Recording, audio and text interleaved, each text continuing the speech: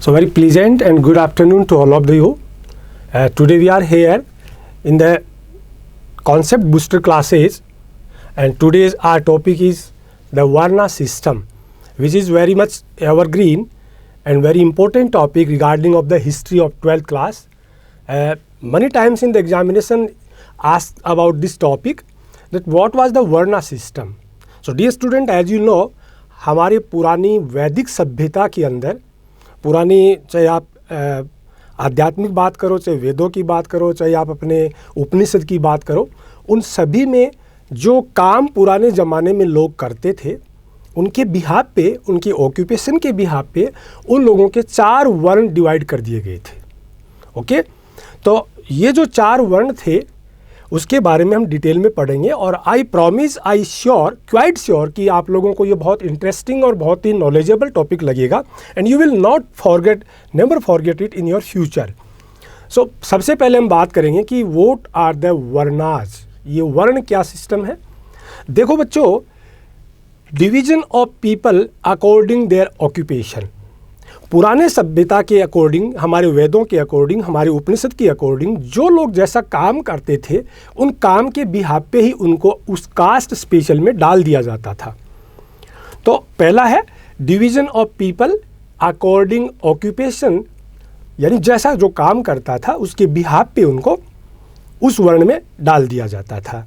दूसरा, इसके मीनिंग की खास बात आपको याद रखनी है कि unify the large society among 4 classes. 4 वर्गों में इनको काम के आधार पे आइडेंटिफाई करके, यूनिफाई करके डाल दिया जाता था. जैसे मैं आपको पहले एक बहुत शॉर्ट में एग्जांपल दे दूं ताकि आपको समझने में इजी लगे. आपने 11th में भी पढ़ा है, 12th में रिपीटेडली ये टॉपिक आ रहा है.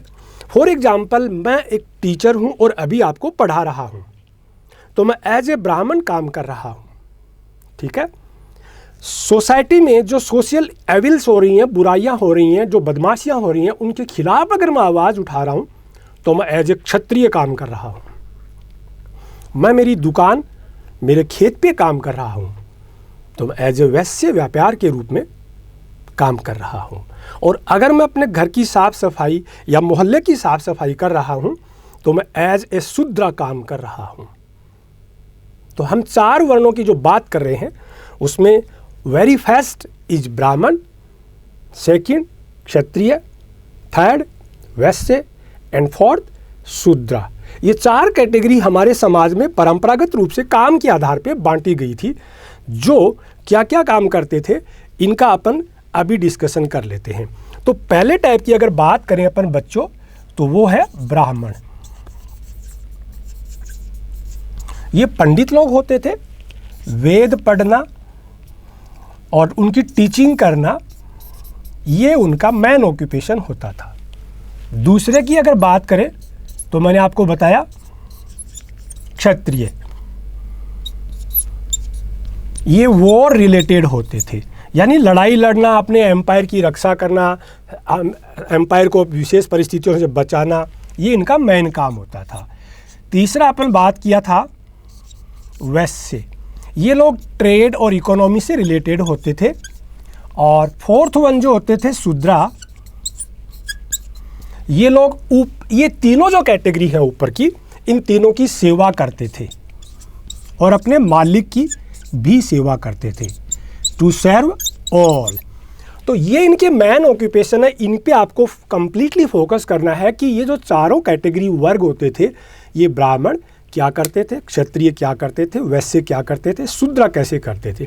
अब अगर इम्पोर्टेंटली ले दे कि इसको एज ए समरी हम समझें तो ये एग्जाम्पल बहुत खूबसूरत एग्जाम्पल आपके लिए है. जैसे ये माना जाता है कि सृष्टि की रचना भगवान ब्रह्मा, विष्णु और महेश ने मिलके की थी. भगवान ब्रह्मा जी जो थे वो सर्वश्रेष्ठ थे, तो उनका जो सर था ऊपर टॉपर, जो सबसे उपयोगी और काम का होता है, उससे ब्राह्मणों की उत्पत्ति मानी गई है. दूसरा जो उनका पार्ट था, जो उनकी भुजाएं हैं, जो ताकत के काम आती हैं, उससे क्षत्रिय का जन्म हुआ माना जाता है. तीसरा जो उनका पार्ट है वैश्य, जो उनका जांघें होती हैं, या ये जो पार्ट है बैक साइड का पूरा मिला के, उससे वैश्य यानी व्यापारी, ट्रेडर्स, फार्मर्स, इनका जन्म माना जाता है. और लास्ट जो उनकी कैटेगरी है at the bottom, it is suppose that Shudras were born from the feet side, उनके पैरों का शूद्रों का जन्म हुआ माना जाता है, और इसीलिए इन शूद्राज को अपर कैटेगरीज को सर्व करना होता है।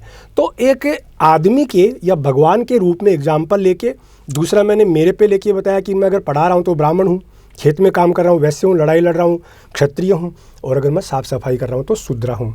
ये सारा चीज़, ये सारा जो सिस्टम है, ये पुराने ज़माने में हमारी सोसाइटी में वर्ण सिस्टम को एक्सप्लेन करता है। लेकिन जो जो समय बदला, हिस्ट्री चेंज हुई, और जो सामाजिक बुराइयां थी, चाहे वो कास्टिज्म हो, चाहे अनटचेबिलिटी हो, चाहे डाउरी सिस्टम हो, उसको धीरे धीरे समाज सुधारकों ने ख़त्म किया, और आज जो ये वर्ण सिस्टम था वो दुनिया के किसी समाज में नहीं है।